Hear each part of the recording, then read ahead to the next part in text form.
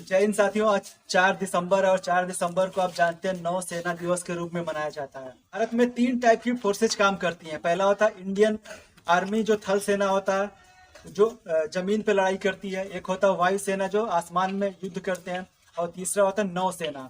नौसेना जो समुद्र में रह के हमारे देश की रक्षा और सुरक्षा करती है। सेना, भारतीय नौसेना पूरे विश्व में अगर देखेंगे तो वो 7वें नंबर की फोर्स है। पूरे टॉप 10 फोर्सेज में 7वें नंबर की फोर्स इंडियन नेवी है।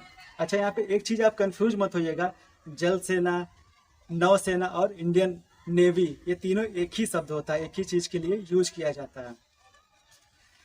बात करेंगे भारतीय नौसेना की, तो उनके पास 67,000 एक्टिव सैनिक है और 75,000 रिजर्व में रखे गए। कभी आपातकाल स्थिति आती है तो 75,000 सैनिक निपटने के लिए काफी रहेंगे देश के दुश्मनों के। दक्षिण एशिया में सबसे शक्तिशाली अगर किसी की नेवी है तो वो है इंडियन नेवी।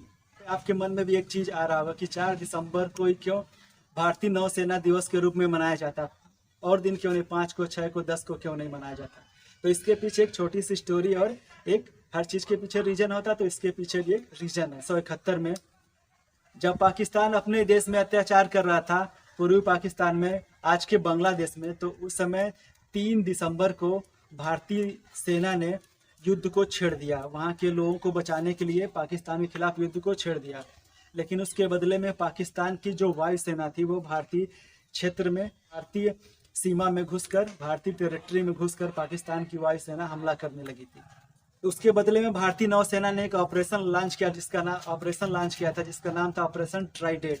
कि क्या इस हमले में पहली बार भारतीय नौसेना ने एंटी शिप मिसाइल से हमला किया था। पहली बार भारतीय सेना ने एंटी शिप मिसाइल से हमला किया था और ऑपरेशन ट्राइडेंट के तहत इतना भीषण हमला किया गया था कि पाकिस्तान का ऑयल डिपो कराची का पूरी तरह से तबाह हो गया था। और साथ में पाकिस्तान का PNS खैबर जो वहाँ का सबमरीन था, बहुत बेहतरीन सबमरीन था, वो उस हमले में नष्ट हो गया था।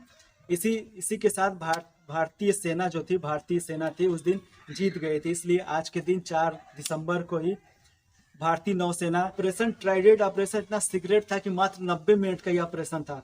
ये ऑपरेशन मात्र 90 मिनट का ऑपरेशन को किया गया था। SM नंदा के नेतृत्व में किया गया था। उस समय के एडमिरल थे।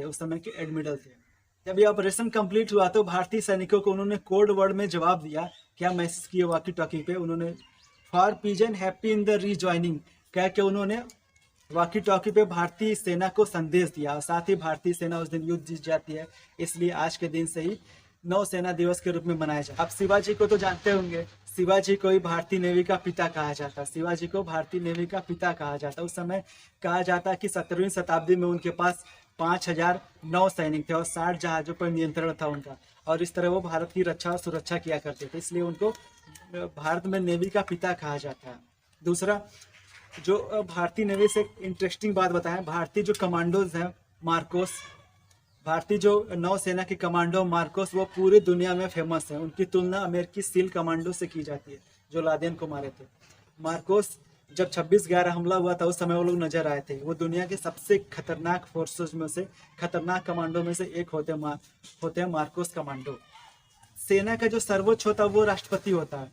सेना के जो थल अध्यक्ष होते हैं उनको जनरल कहा जाता है। वायु सेना के जो चीफ होते हैं उनको एयर चीफ मार्शल कहा जाता है। वहीं जो जल सेना के जो चीफ होता है उनको एडमिरल कहा जाता है। क्या बोला जाता है? एडमिरल कहा जाता है। अभी के जो एडमिरल है उनका नाम R हरि कुमार है। तो आप गर्व कीजिए भारतीय सेना के साथ में। मिलते हैं नेक्स्ट वीडियो में, तब तक के लिए जय हिंद।